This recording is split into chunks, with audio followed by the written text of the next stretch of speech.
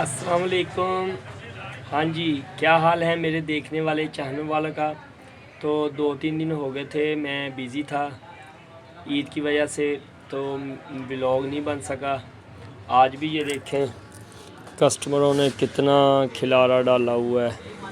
ये अब तय लगाने लगा था और आज उम्मीद है कि ईद का जो है वो चांद नज़र आ जाएगा। तो अगर तो चांद नज़र आ गया तो फिर आज चांद रात होगी। और मेरी तरफ से मेरे चाहने वाले देखने वालों को सबसे पहले ईद मुबारक, चांद रात मुबारक। तो अगर ना चांद आज नज़र आया तो फिर तो कल रोज़ा होगा, तो परसों ईद होगी। फिर भी मेरी तरफ से एडवांस में ईद मुबारक, चांद रात मुबारक।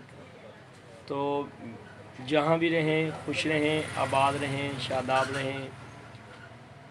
मेरे लिए दुआ किया करें और मेरी वीडियो को लाइक शेयर ज़रूर किया करो, सब्सक्राइब किया करो मेरे चैनल को, क्योंकि मैं आपके लिए बहुत मेहनत करता हूँ।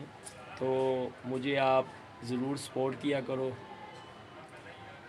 दोबारा फिर मिलेंगे एक नए व्लॉग के साथ। उस वक़्त तक अल्लाह हाफिज़।